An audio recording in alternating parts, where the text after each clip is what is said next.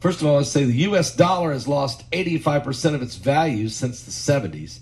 And when the dollar decoupled from gold, and the government seems bent on continuing that tradition. From now until after the election, the government can print as much money as they want. The last time they did that, inflation went up 9%. Gold is the one asset that is proven to withstand inflation. It's a biblical currency, 5,000 years. You can invest in gold with noblegoldinvestment.com. That's www.noblegoldinvestment.com. And if you will also get this 24 karat, 1/4 of an ounce gold standard coin for free. A 24 karat, 1/4 of an ounce gold standard coin they will send you for free. Simply go to noblegoldinvestment.com now. noblegoldinvestments.com. Go there now.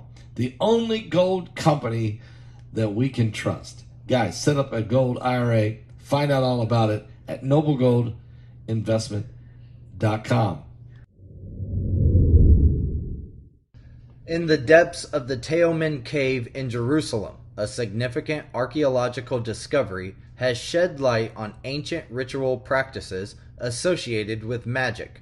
Researchers have uncovered evidence pointing to dark ceremonies where necromancers possibly sought to summon the spirits of the deceased, as indicated by the presence of human skulls and daggers.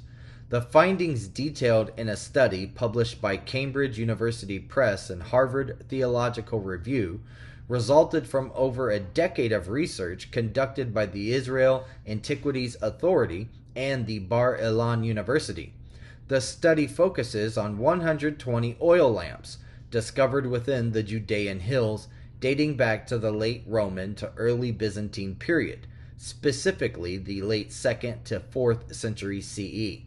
The researchers noted that all of these lamps were deliberately placed in narrow and deep crevices within the main chamber walls or beneath the rubble, Business Insider reported. Some of these crevices contained clusters of oil lamps alongside weaponry and pottery vessels from earlier periods, or were positioned alongside human skulls. Now, the authors of the study suggest that the lamps' insertion into hidden and hard-to-reach crevices indicates that their purpose extended beyond simply illuminating the dark cave. The scholars theorized that these lamps were used in rituals and ceremonies, serving as a component of the necromantic practices conducted within the cave. Alongside the oil lamps, archaeologists also discovered weapons such as daggers and axe heads within the cave, along with 3 human skulls. Interestingly, no other human bones were found in conjunction with the skulls. Based on their findings and a thorough examination of ancient papyrus scrolls from the late Roman period, which documented spells and customs associated with the cave, the researchers reached a conclusion. They determined that these artifacts were likely utilized as integral components of necromancy ceremonies conducted within the cave during that period. The scrolls provided valuable insights into the rituals and practices that honored the significance of the cave within the cultural and spiritual context of the time.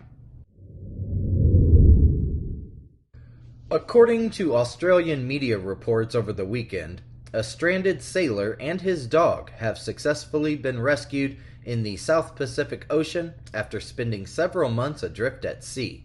The sailor, Tim Shattuck, aged 51, embarked on his journey from La Paz, Mexico, accompanied by his dog Bella, 3 months ago.